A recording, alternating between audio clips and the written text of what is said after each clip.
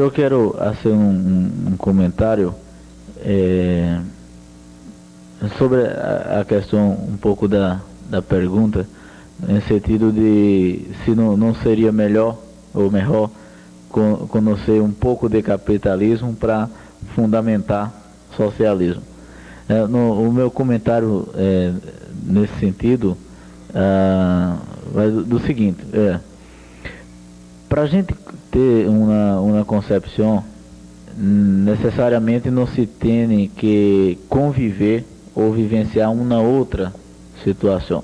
Por exemplo, em Brasil, nós outros temos o Partido de los Trabajadores.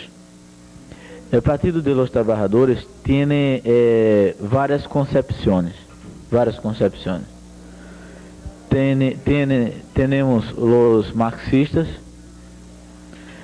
temos entre os marxistas as fracções de marxistas-leninistas, marxistas trotskistas, marxistas até mesmo stalinistas, temos todos esses, né? Sim. Por exemplo, eu integro uma facção que tem uma concepção marxista-leninista. Pero a maioria de los integrantes do Partido de los Trabajadores são socialdemócratas. Então, nós outros que defendemos o socialismo, o comunismo como uma concepção de sociedade, de evolução, né? de desenvolvimento de não apenas de uma sociedade, mas do próprio ser humano, não precisamos de pronto ou de imediato conviver com ou em um país socialista, né? A descoberta da opção, da concepção que se vem a se ter, a defender e concretizar na luta, vai mais pelo caminho da identificação em todo o processo mundial aquilo que é de los interesses de los trabalhadores e aquilo que são os interesses opostos a los trabalhadores. Então, eu queria fazer uma pergunta. Hoje miro a realidade cubana com muita convicção, com muita clareza, né? Que as dificuldades, né, os problemas econômicos, sociais, né, que hoje Cuba enfrenta, tem completamente a ver com o bloqueio norte-americano, com na maneira de observar, com a falta de uma solidariedade maior, até mesmo de movimentos de esquerda internacionais,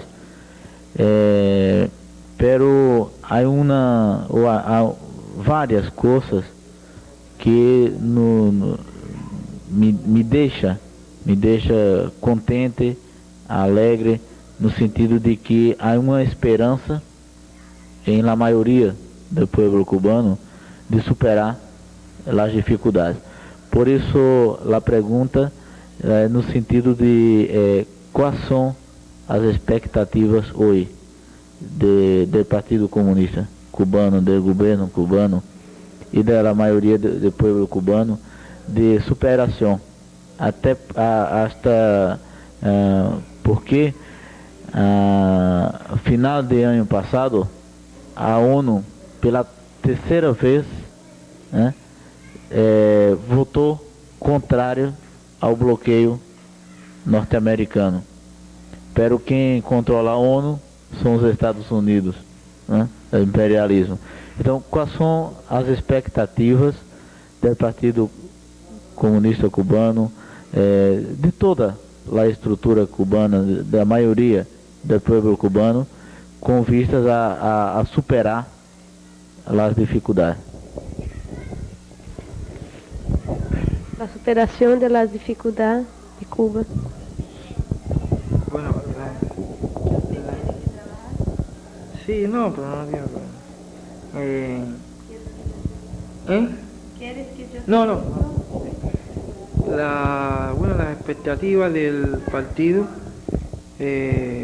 son seguir trabajando en dirección a superar estas dificultades, principalmente económicas, que tiene nuestro país, y a seguir mejorando el nivel de vida del pueblo cubano.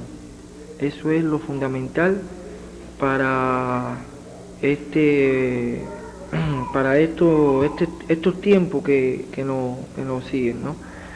Y eso se vio muy claro en la intervención que hizo, como le hablaba anteriormente, el segundo secretario del partido, el compañero Raúl Castro, cuando habló sobre que el nivel de vida y principalmente la alimentación del pueblo tenía que mejorar, porque realmente atravesábamos por situación económica difícil, pero se veía, se reconoció en ese análisis que se hizo muy profundo, porque no sé si a lo mejor ustedes no tienen noticias de eso, pero en esos momentos el segundo secretario del partido hizo un recorrido desde el oriente del país hasta el occidente y se analizó con los principales dirigentes del partido en todas esas regiones, desde oriente hasta occidente, cuáles eran las dificultades que habían en todas las provincias. Ustedes saben que actualmente nuestro país está dividido en 14 provincias. ¿Y cuáles eran las dificultades? Y se constató de que la dificultad principal que tenía el pueblo era la alimentación. De ahí surgió varias medidas que se hicieron, entre ellas la apertura del mercado agropecuario, y que muchas de las cosas que se podían lograr no tenían muchas que ver con el bloqueo, o sea, para mejorar principalmente la alimentación. Y realmente el cubano ahora actualmente, si se me pone a analizar mi forma, yo antes de ponerme, por ejemplo, una ropa, prefiero estar bien alimentado y prescindir de la ropa. Aunque uno se puede encontrar otra persona, como esos balseros de que hablábamos antes, que prefieren a lo mejor tener determinada ropa o algo de eso, pero no tienen salud, no tienen educación, o si la tienen, tienen que luchar y trabajar duro para esa salud y esa educación. Entonces, remitiéndome a la pregunta, creo que lo principal en este periodo, principalmente en este año que comienza, es el mejoramiento del nivel en lo que se puede, en lo que adelanta la economía, que como les decía a ustedes, es de una forma muy lenta por todas estas condiciones que tenemos, y en el mejoramiento de las condiciones ya aumentar la producción tanto de productos, la producción industrial cubana y la situación del mejoramiento de la vida del trabajador cubano. Creo que esas son las expectativas de que se ha hecho el partido en el país. Yo tengo observado desde el día 20, cuando llegamos, que la estrutura de turismo, na minha forma de compreender, tem trazido algumas consequências para o sistema cubano, como eu vejo que há um grande número de prostituição. Eu tenho uma compreensão que a razão de existir um grande número não que isso me surpreenda, que em Brasil tem muito mais, né? Muito mais, e numa forma muito mais agravante, muito mais forte, muito mais degradante, né? Pero compreendo que a existência de ese gran número hoy en la vida de Cuba debe-se também a los turistas. ¿Por quê? Se o turista não procura as mulheres cubanas, as jineteiras, não haveria, né, muitas mulheres se prostituindo em busca de los turistas. Então, a pergunta é no sentido de que se há uma preocupação hoje com o aumento dessa prostituição e se há um pensamento também de que parte desse número de prostituição deve-se à questão da presença de los turistas, né, do que o turista causa a um patrimônio, a uma nação. Só para finalizar um comentário, eu tenho uma compreensão que os turistas são desrespeitosos, né? Não têm respeito em qualquer país que cheguem, não têm respeito e não têm também amor pela situação, muito menos solidariedade. O pensamento, a meu ver, de los turistas de consumir e satisfazer seus desejos de consumo, pero não tendo nenhuma ou algum respeito e consideração pelas situações. Então, a pergunta é nesse sentido: se há uma preocupação e se há uma identificação de que o turismo é também de uma certa forma responsável por esse processo, por esse aumento.